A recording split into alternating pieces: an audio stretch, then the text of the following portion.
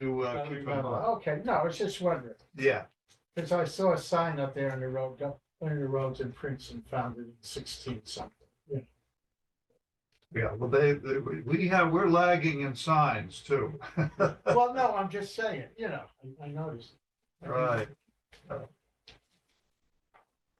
But that's, hey, I found out, yeah. Yeah, you're right, make it easy, 17. Yeah. So what we're gonna try to do, see, we have two parts to this. Oh, okay, So we're gonna try to deal with the early years. okay, yeah, well, that's when it really kind of started. Yeah, yeah.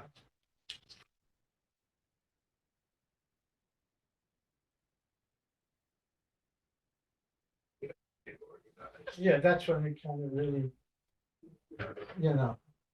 the two New Jerseys back way back then. You know what, we might want to start with, Randy. I have a little blurb here about the end of slavery in New Jersey. Uh-huh. So in other words, give people an idea of when slavery officially ended, and then go Okay. back and talk about the years before. Okay. Yeah, that's a possibility. And also, I wonder if people really know, maybe I'm wrong, but Mason-Dixon line goes through New Jersey? They say that for the very, Yeah, very I southern heard part that. of Cape May, Yeah, I heard that. and they voted to, I think there was a vote afoot to secede from the Union. Yeah, I know, I heard that. I heard that like decades ago, well, what, Well, I'm just saying, isn't that something? Well, I knew, when we first moved in here, and I was talking with people, and there used to be a clan meetings in Jamesburg or something. Jamesburg. They had a couple of them here in South Brunswick. Oh, really? Yeah, I was like, wow. off of Dean's Lane. Yeah? On the wooded side, you know where the truck rental place Yeah. is? They had some cross burnings there, that's what I've been told. Well, yeah, I mean, I was like, well, We're live now, so Oh. we can start whenever we want. yeah, it's over, the crowd's overflowing. You got 14. Oh, that's not bad. 14. No, you learn a lot from Zoom meetings. Yeah, For those who are into Zooming. Well, you are. You're here. You're in the Zoom. I'm a Zoomster. He's in Zoom. Hi, everybody. We'll be starting in a few minutes. So we're just getting organized here. We'll wait a couple minutes and then we'll start, okay? Silence is deafening. No, they're just so impressed. You got 15. Yay. Oh, that's good. No, that's good to hear. You know.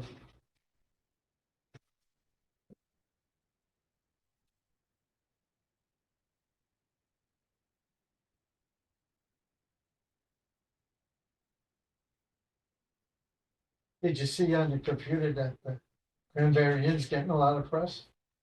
No, for what The reason? restaurant that, it's been there for a long time. They got a big liquor store attached to it. Yeah. Right? Yeah. I've been to about 3 or 4 functions there, new building. Yeah. Nice. Oh, Yeah. Yeah. I think we should go there. I really want to go there one day. The drive, if you go from Plainsboro and drive into Cranberry, it's like it was 30, 40 years ago. yeah, It's all of course. preserved. Yeah. Yeah. I live over by the ice, it's not far. No. Yeah. Yeah. I have to remember to go there for dinner. Yeah, I haven't had dinner there in about 20 years, but I've been to functions that were held in the new edition they had, which is nice, It's already a liquor store, I think. Well, it's like a meeting hall, a big, what do you call it? That functions there. Yeah. All right. What do you say, Ed? You about ready? Am I about ready? You're born ready, but we got 16 people, so we should go now. Yeah, I'm just trying to find something. Okay. We'll be starting in a few. We're waiting for Ed to get a few more last minute touches here.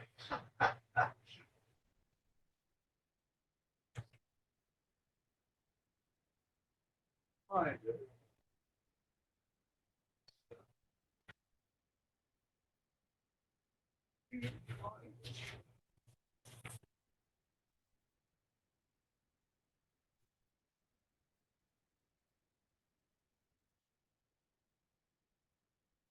Good.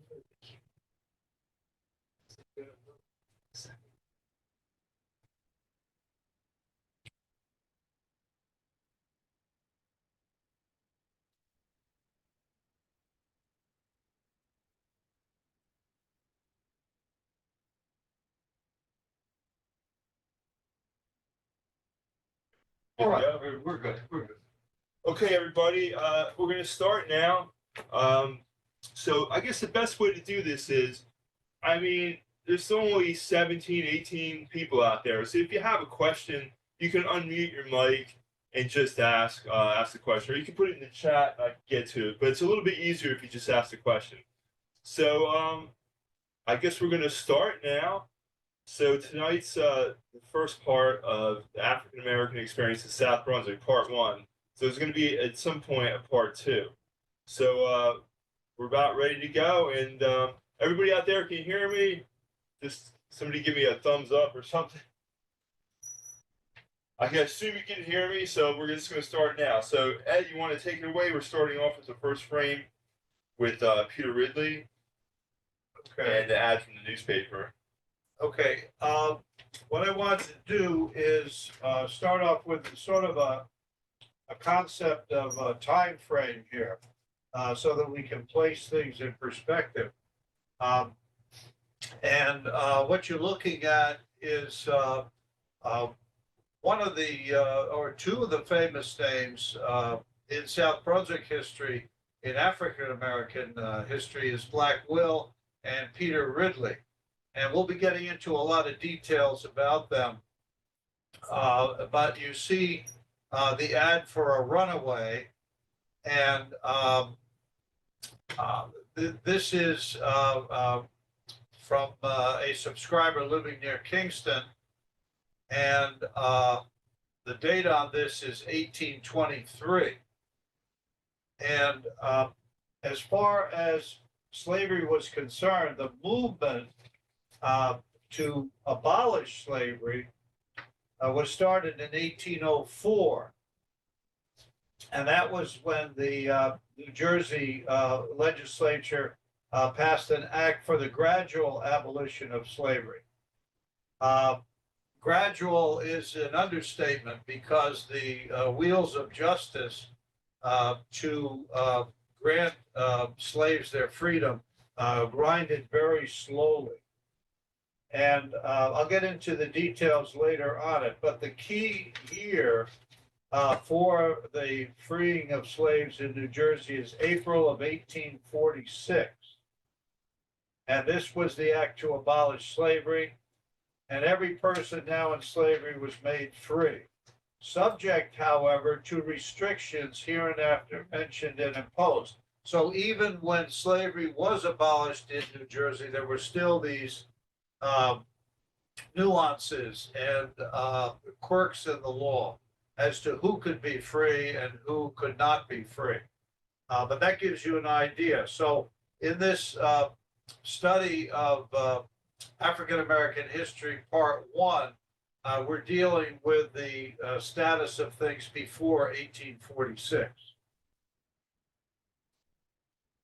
The next slide I had is just on Peter Ridley. You want me to go to that one?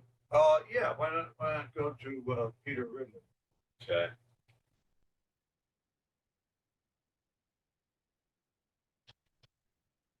Okay, probably the most famous African American in South Brunswick who was involved in slavery and then finally got his freedom was Peter Ridley. You can read along with me as I hit some of the highlights on it. His parents were William and Diana Ridley, And William was most likely the Black Will that you saw at the heading of the previous slide. And so his full name would be William Ridley, but most people in South Brunswick knew him as Black Will. And they have an estimate as to when he was born. But when he was still young, he was located at Longbridge Farm, which is along Ridge Road. Longbridge Farm took up most of Monmouth Junction that you know of today. And the Lawrence family from Philadelphia, not Quakers, so they weren't anti-slavery in that respect, because the Quakers were adamantly against slavery. And we didn't have, I think, hardly any Quakers in South Brunswick. So there wasn't that strong movement in South Brunswick that you had, let's say, south of Princeton, where you had some Quaker population. Because in West Jersey, there was a stronger movement against slavery than in East Jersey. And of course, South Brunswick was in East Jersey. Just by a little bit, though, not by. Oh yeah, we're right on the border. Right on the border. Yeah, Okay. and there were Quakers, of course, the Quaker Meeting House in Princeton. So there were Quakers nearby, but the movement was not strong in East Jersey. Okay, so anyway, Peter Ridley is raised on Longbridge Farm. Now, Black Will got his freedom. Lawrence granted him his freedom, and the conditions of it, as far as I know, and it's probably in the details here, what you can read on the screen. He made a deal with Lawrence because he owed him some money, and he had Black Will had paid for Diana Ridley. Diana Ridley was the slave of another family in South Brunswick. And so he purchased her freedom, but her freedom was conditional also because Black Will had to pay off his debts to the Lawrence family. So one of the conditions was that Peter Ridley, still a minor, would be under the care of Samuel Okeson, who was an overseer at the Lawrence farm. Well, the war breaks out, and Okeson is a Tory. So Okeson can't stay around. So Okeson leaves, and he takes Peter Ridley with him. Meanwhile, Black Will is free. His wife is not yet because he's working off his debts. Once he works those off, then his wife is free.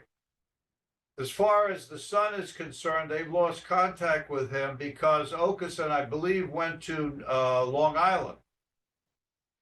And from Long Island, the assumption that the Okesons made was that Peter Ridley was a slave. Technically, since he was born to a free black man, Black Will, he was free. But with the war going on and so forth and all the confusion, the understanding was from the Okeson side of the thing that Peter Ridley was still a slave and owned by Okeson. So I believe what happened was Okeson assumed, paid Lawrence the debt that Black Will owed. So Black Will owed Okeson the money. Okay, so Okeson was holding on to Peter Ridley until that money was paid off. Anyway, Okeson dies. His wife assumes that Peter Ridley is her property, still a slave. Peter Ridley comes back to the Longbridge Farm area. And this is when the legal wheels start to grind. And hey, wait a minute, this guy is supposed to be free. So they bring it to court. And then you see the time period. Now you're talking about the 1780s. So you're talking about after the Revolutionary War, into court. Finally, it is decided that Negro Peter in the law forms is a free man. And so he gets his freedom. So here was an example of how convoluted the laws were and how such, you can't say illegal because the laws at that time were such and such, but immoral, injustice type stuff going on. Peter Ridley should have been free right from the beginning. So he spent years in servitude when he shouldn't have. So he should have been free because he was born. He was born Technically, he was born free. free. Okay. The only thing that was moving this thing the way it was money. This person owed money to this person, and the African Americans in those days, even though they were being baptized in churches, even though they were being married in churches, in other words, treated as equal human beings in some respects, they were property. He's collateral. As property, Right. okay? And therefore, the money rears its ugly head and of course, greed and all that stuff, and you get this type of thing. But the end result is positive in that he gains his freedom. It's just that it was such a difficult trail to try to complete in order to get that freedom. So on April 9th, 1785, according to this, the proceedings began, and Peter Ridley was declared a free man and discharged from the service. Now, this Applegate was one who claimed ownership because of the debts and all that. And I think Applegate was the master of Black Will's wife. Okay. I think so. He said he still owed him money, and therefore he had rights to Peter Ridley. So you can imagine the times where somebody has their freedom, but their children can't be free because money is owed. That type of thing. Very convoluted, very messed up. A lot of injustice, and Ridley spent the rest of his days here. Do we know in South the Brunswick? Ridleys spent many years in South Brunswick. Black Will and his relatives, and I have several names of the Ridleys. They lived on Longbridge Farm or near Longbridge Farm Okay. for several years. I don't believe there's any Ridleys left now today. Sorry. I believe so. The next slide I have is just a picture of a black person tending a horse, because you said there it was a horse. It was a stud farm. Yeah, right, Yeah. right. Yeah, and you have Longbridge Farm there. Yeah, and this could be Bay Richmond. Because you wouldn't do a painting of just any old horse. But Bay Richmond was the famous stud horse Yeah, I of remember that. Longbridge Farm. And this was the horse that was hidden from the British during the Revolutionary War. The patriots in the area did not want the British grabbing this horse. Basically, the British were taking all the livestock they could possibly get their hands on for food, and of course to replace horses that were no longer serviceable. So this horse, if it is Bay Richmond, was hidden in various farms in the area. Because the British knew about Longbridge Farm, and they knew that they were raising horses there. Anyway, the two African Americans that you see in there, you see the one holding the reins of the horse is rather small in stature. And it's interesting that horse racing was one of the biggest sports in colonial times. And many masters, the wealthy ones who owned racehorses, had their jockeys as slaves, or the jockeys that they had were slaves. And so the small in stature, like maybe young ones, could be the jockeys for the horses. And I'm not sure if Bay Richmond was a racer. He probably was at one time, and then retired for stud service, that type of thing. So in addition to managing, handling the horses, they're also, some of them were jockeys. Some of them were jockeys, and also learning the trade of shoeing the horses and grooming the horses and all that stuff. A lot of that work was done by African Americans. Yeah, there's some books about that, about how instrumental they were. Yeah, and uh, the most famous African American that George Washington owned was Billy Lee. And Billy Lee was with George Washington when he was at Rockingham. And Billy Lee was an expert horseman. He was better than any cavalry soldier that Washington had under him. He was legendary as far as him being able to break in a horse and manage a horse. And when they did the small movie about Rockingham, that's one of the complaints I had. They did not have Billy Lee in the movie. And the excuse that was given to me was they didn't find enough horses for the movie.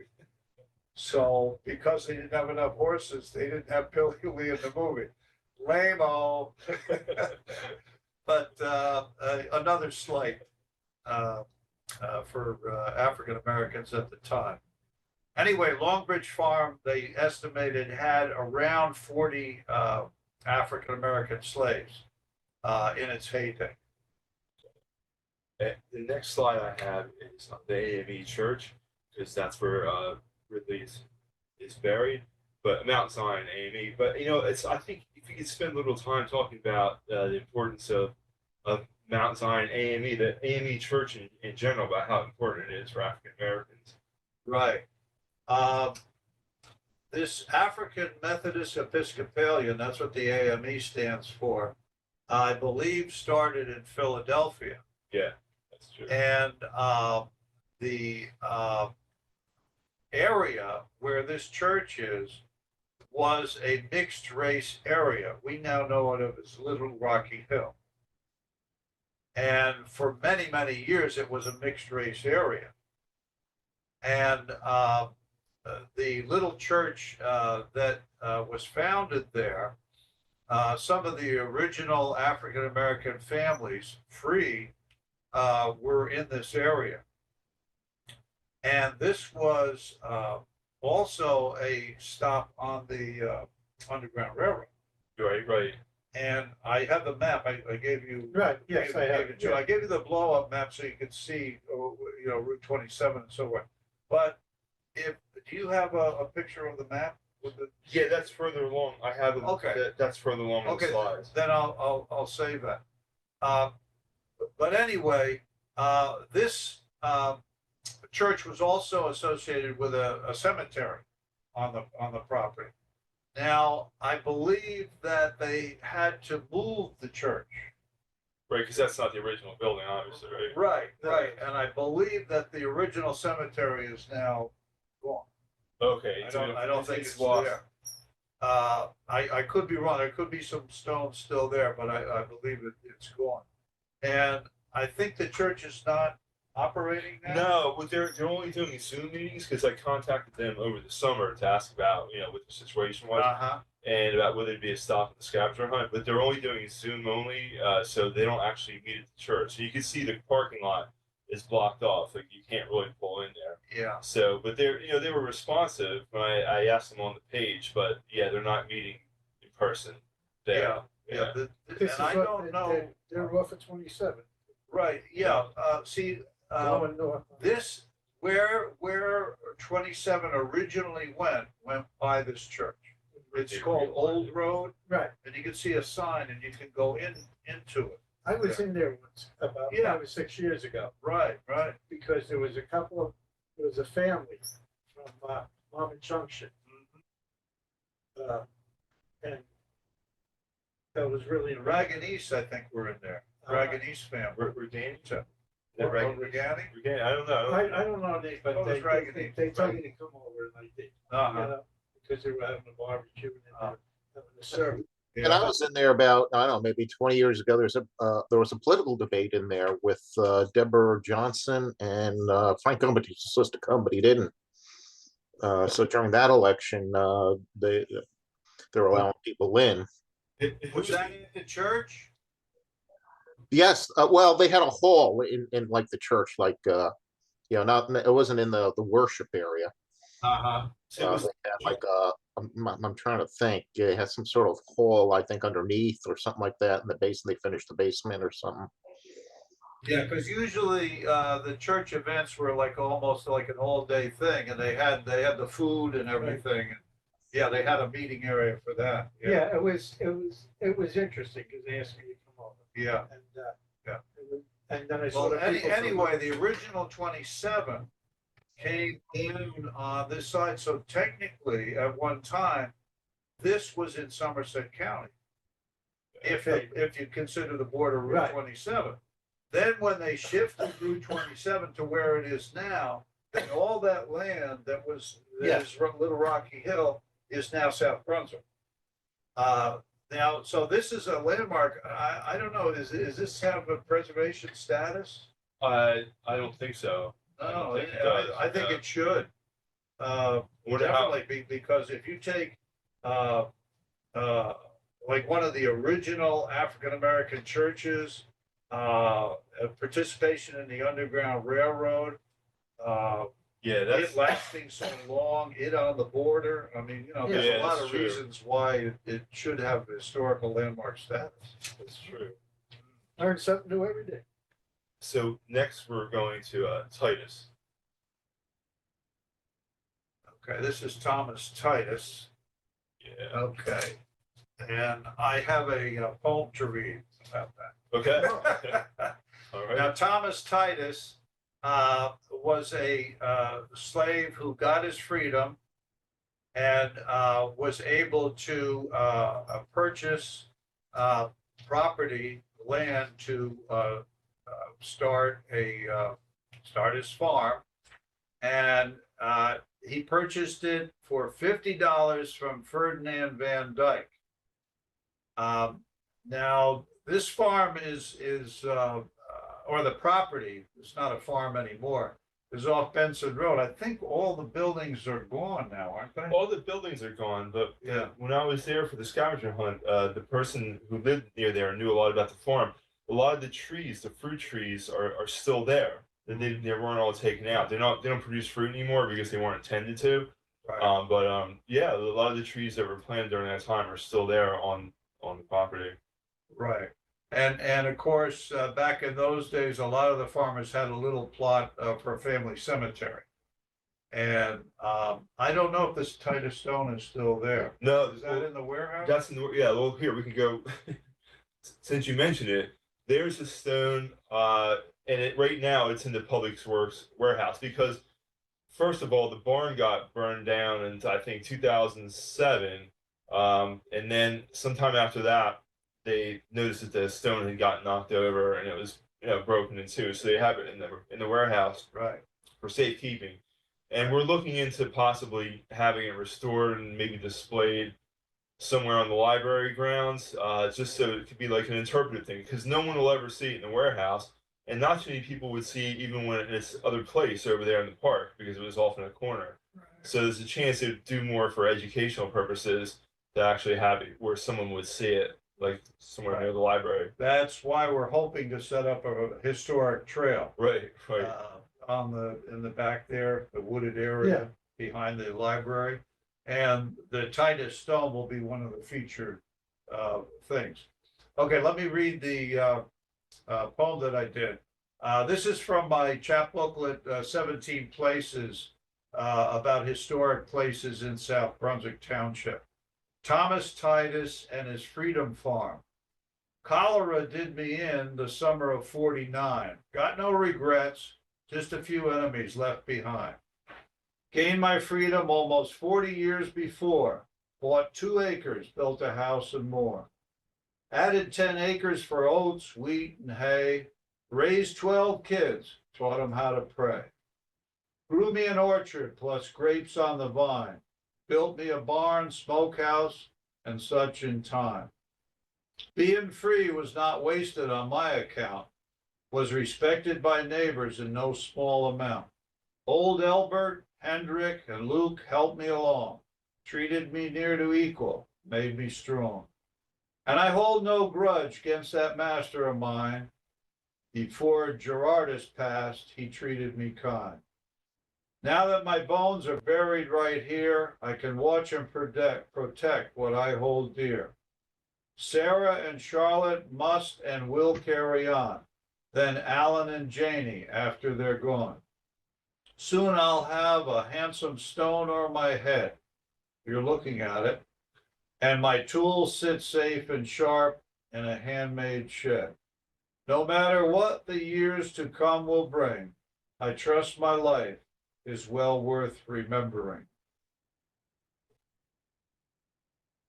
Nice. Is any of their family still in town?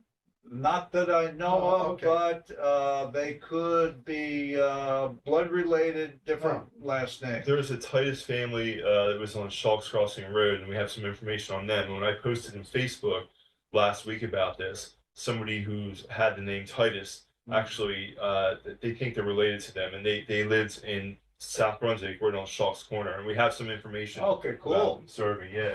Yeah. Good. Yeah, and then so the next one after that, I have the Van Dyke farmhouse.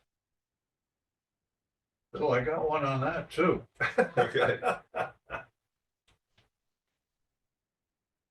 Did you want to say anything, Randy? Well, I Well, the Van gather Dyke my thoughts. Yeah, well, you're gonna. Well, okay, let me start here. You want to start? Okay. Yeah, Van Dykes, one of the largest families in South Brunswick. And the Van Dykes were over on Davidson's Mill Road. And they were also over on Mapleton on the other side, near the Millstone River. Oh, So, and they're related, okay? And so the Van Dykes were on one side of the township, and the Van Dykes were on the other side of the township. Both sides had slaves. The Van Dykes on the Davidson Mill side were strictly farmers, and they had many acres. And I believe the Van Dyke farm is right next to where George Siegel's chicken farm was, or is. And the Van Dyke farm is a historic preservation site. The Poolda. Right. And yeah, later owned by the Pooldas. And this farmhouse is interesting in that it has above the old kitchen, and I don't know if the old kitchen is the same as the kitchen in the house now, was a hidden area. You had to crawl into it, was where the slaves slept, over the kitchen, near where the chimney would be and so forth.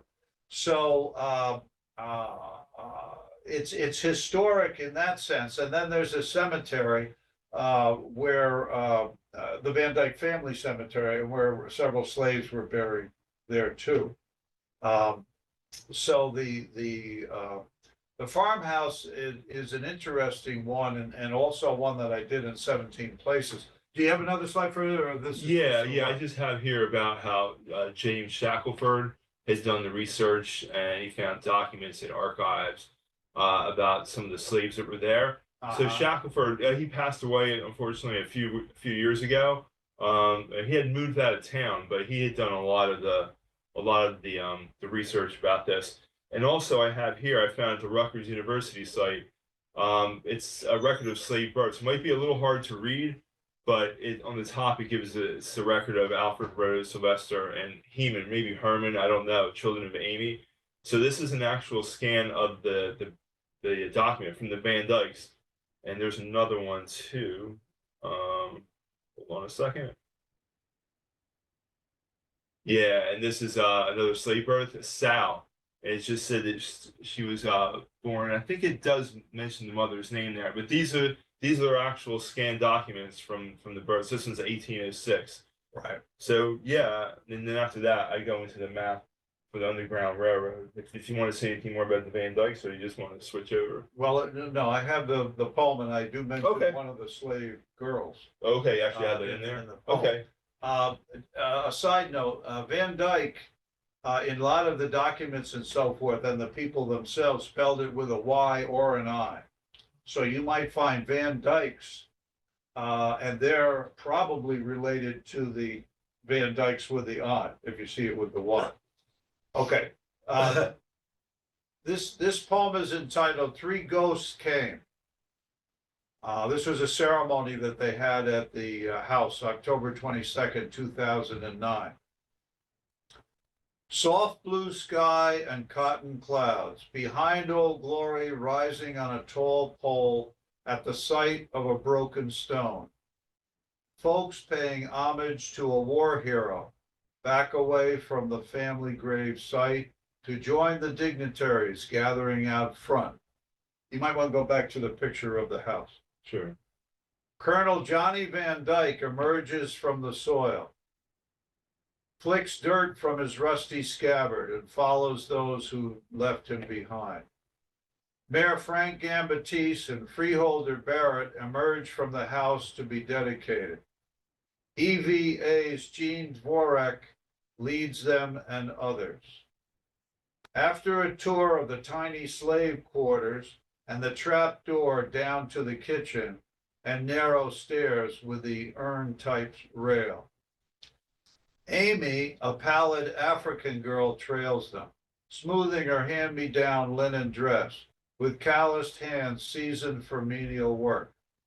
Important souls, local activists, residents, and such gather on the Van Dyke porch and lawn for the long-sought ribbon-cutting ceremony. Baykeeper sent Greg Ramaud, Greenstein from the state. Bill Klimowitz stands with the caretakers, Roland and Sue. Even a former owner's daughter stands with the rest. The progenitor, surely beaming, keeps hushed way in the back, shoulder to shoulder with a psychic named Reich, whom folks claim is nearly right half the time.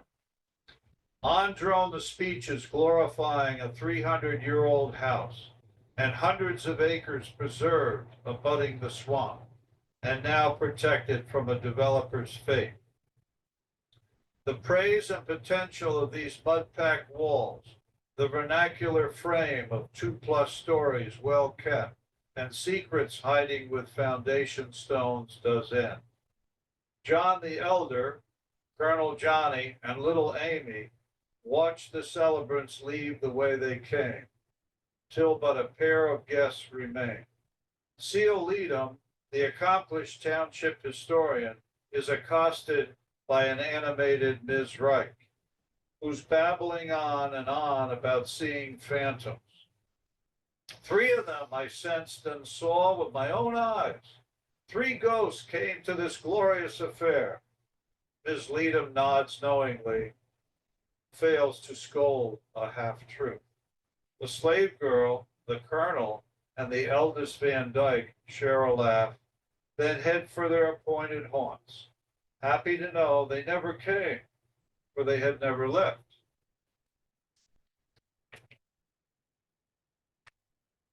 And there is Van Dyke families in town? Van Dyke is quite a common name, and I Oh, believe there are in the area. okay. Just I don't know. We haven't made contact with anyone exactly, have we? Yeah, I haven't seen. I haven't. I was just wondering. Yeah. Yeah, and I think the lady who was a descendant, I think, is of the Bulldog family. Oh. I think. You got a compliment on your phone, chat. Got a what? A A compliment. lawsuit? Yeah, that and a compliment.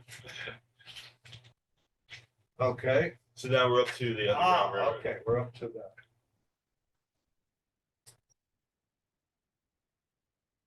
Okay, shall I talk? Yeah, I mean, we have that, and we can talk about the different sites in town. But I just had the map up, when I had the house Oh, okay. red maple and all that. Yeah, let me get to the map then. We have copies available of this map if anybody wants to pick it up. But this is a good graphic indicating most likely and most used pathway of the Underground Railroad. When this was in full force, and you're talking about, let's say, 1820s, 1830s, 1840s, it was really big time. It went right, like the straight area that you see there is north of Princeton. That would, of course, be the old Kings Highway, which would be Route 27.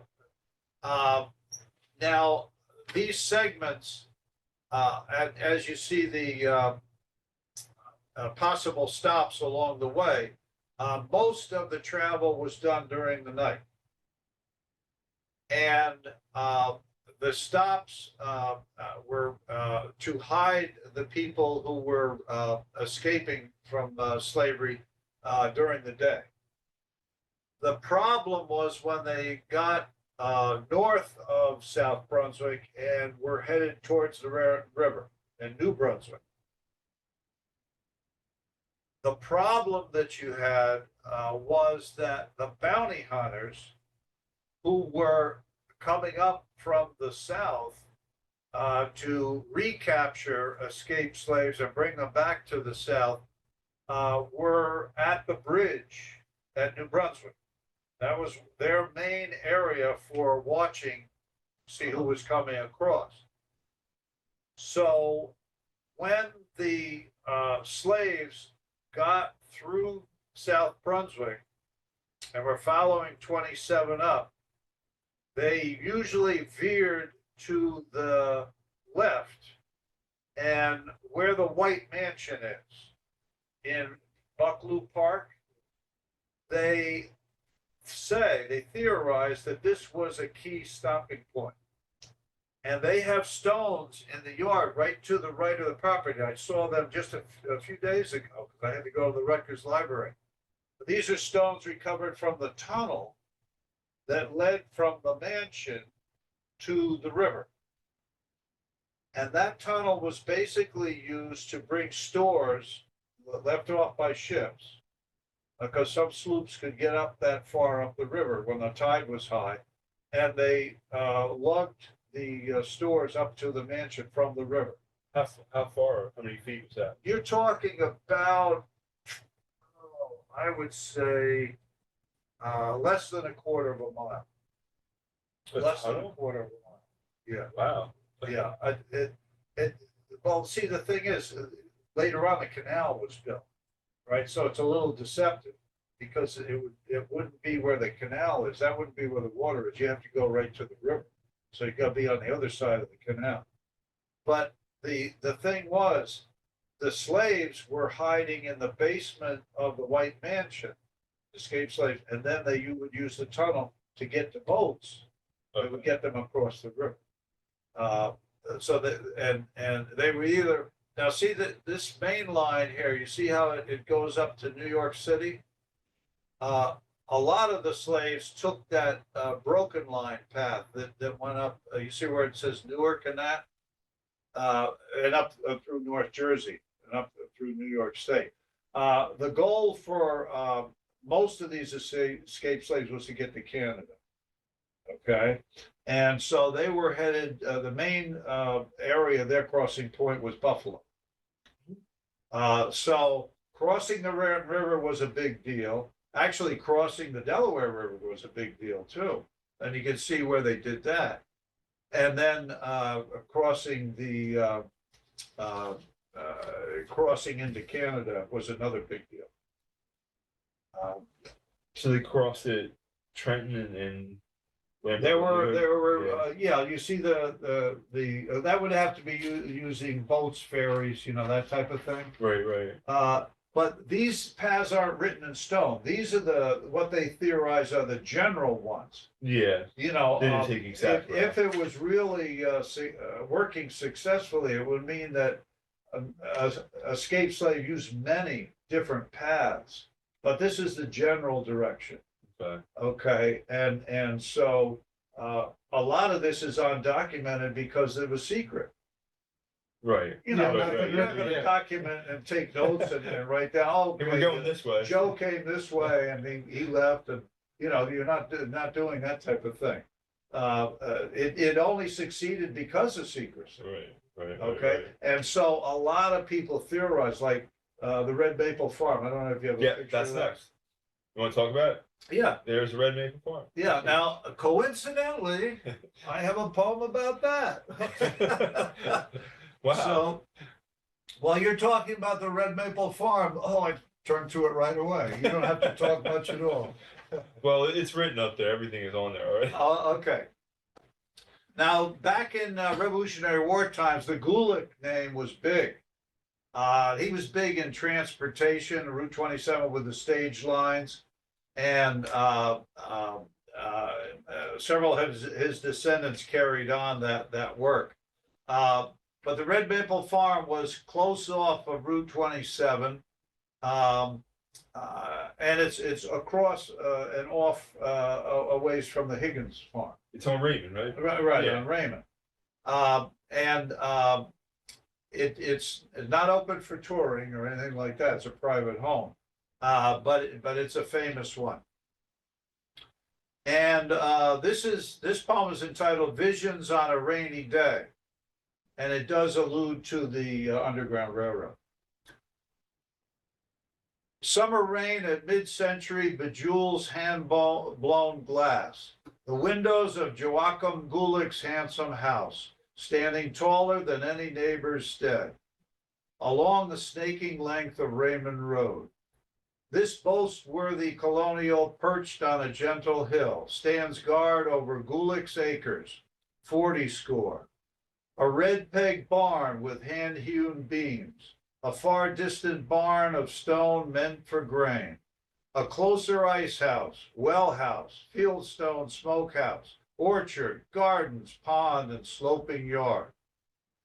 Each rain-spattered window, 9 panes atop, 6 panes below, sports iridescent phantom hues, and frames no witness, save for one, a boy, at age of 9, and full of wild imaginings. He had tiptoed over the parlor floor, tawny lustrous as October's blood moon, to sneak up the winding wooden staircase, smoothly worn as the innards of a wine cask. The lad ducks under the humility door to find his room, and the one beckoning window to watch the storm.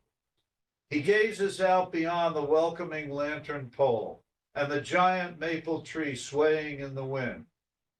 Stoic Lenape natives soon approach, single file, chanting to their gods and dropping arrowheads upon the rain-slick lawn stretching east to west. Next marches a bedraggled column of blue Hessians, following a saber-wielding officer on a limping steed. They pause to rest, then turn to mist as the storm retreats. But with the sun dappling the busy, ghostly byway, comes 3 bedraggled Africs running to the door. The little boy knows what he has imagined and what is real. Thus he gives up his game, speeds down the stairs to let the latecomers in, asks no questions, says nothing to alarm, leads runaways across uneven planks to cellar stairs, past the fattened goose, broiling in its juices in an old Dutch oven, to the cold room where a truthless ceiling hides the hiding space where 3 shall rest, till the tunnel hour comes and freedom calls. And they think there was a tunnel at that house too, Okay. a small one. Well, actually, we have 2 questions. The first one is someone wants to know, have you published your poems? And well, the answer to that is yes. But where can they find them, right? Well, on the web. you can find the 17 Places chap booklet in the South Brunswick Library for free. Uh-huh. You just have to contact Randy, and he'll take down your vital signs and your address and your phone number, maybe your email address, and when you're called, you can come in and pick up a copy.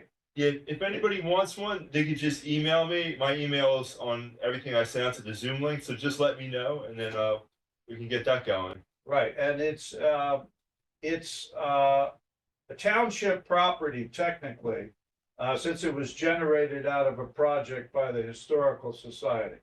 And there will be another chap booklet of 17 places as soon as I can find the 17 places. That'll make it 34. Now, there are other things available too in poetry form, poetic form. One is my book, Striker's Gambit and The Broken Bridge. Those were published by the Kingston Historical Society. And if you go down to the lock tender's house, when somebody's on duty down there, they can gladly sell you a copy of either of those. Okay. That does it for the poetry. There are some other chap booklets, but you'd have to visit, like in February, I had these black soldiers and black participants in the Revolutionary War.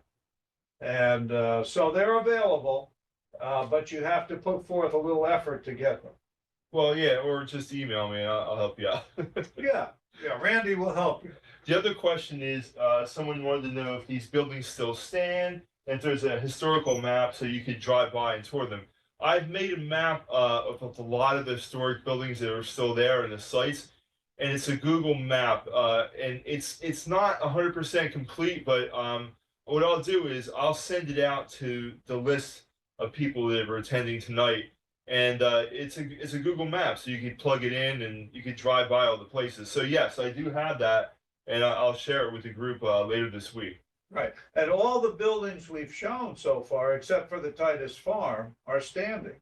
Right, but the Titus site is there. The Titus site, and it's worth visiting because you can see the the marker and everything. Yeah. And you can see the lines of trees that he planted. So yeah, I'll send that out with an explanation of how you can visit, you can drive around, and there's quite a few. It's like I said, it's not 100% complete, and I'll be updating it as I can.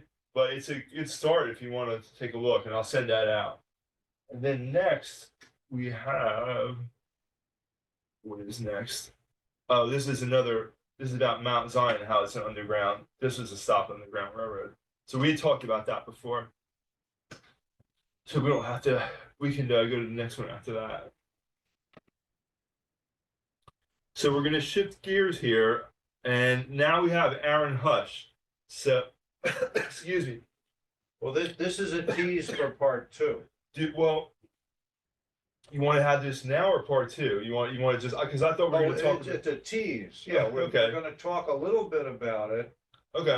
But when we get into part 2, then we're talking about when African Americans officially gained their freedom. Okay. Okay. And Aaron Hush is a prime example of that. Okay, so here's a little bit about Aaron Hush, and this will be on the part 2 that we'll hold, and it goes until the latter day, African Americans in South Brunswick. So, well, I guess that's the end of this meeting then, right? Yeah, the thing that you can mention, people want to visit and so on, I don't know if you have his burial site on the map. Yeah, you know what? I don't know if I have it on the map, but I can include it. But this is off Greer Lane, which is off of Sand Hill Road. Right. And the problem is, if you visit it, be careful because it is on private property. It's in the back of somebody's yard. And there are some other gravestones there too. But this is in pretty good shape. You can read it. It's pretty legible. Yeah, and it's worth visiting. But you can park right on the shoulder of the Greer Lane and walk. It's about what, 50 yards? Yeah, about 50 yards in. And every once in a while, people put flags there and so to honor him. For those who don't know, Aaron Hush is a hero of the Civil War. and he fought with the African-American troops against the South. And he was in many, many battles and skirmishes. And we have a list of those, which we'll save for part two. But he's one of the top South Brunswick heroes from that time period, from the 19th century. Yeah, we can talk about. We'll start that on when we do part two. Right. So yeah, so Right. So that's it for tonight then. Right. And I just have to say, Randy, I'm working on the history of South Brunswick, 1800 to 1825. And at one of our previous meetings, quite a while back, I read an honor roll of slaves from the earliest years, from the 1700s. And I'm preparing another list. I had a list up to the year 1800, but now I'm preparing a list of the African Americans who were in slavery and also the free African Americans. Because we can't ignore the fact that there were some free African Americans living in South Brunswick at the time that slavery was big. And so I'll have those lists ready for part two. And I think we'll kick off part two with the honor roll. Okay. Okay, and then go into the fight for freedom and how that was achieved and after that. Okay. So if anybody, if you have any questions, you can ask now or just email me, and I'll send out the maps and some of the pictures of the Aaron Hush gravesite that we were just talking about. But that's it for tonight, and thank you for coming out, and we'll be in touch about the next meeting. So thanks a lot. Have a good night.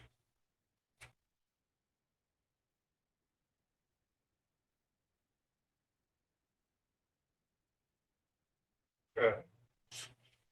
See, that's the problem with Zoom.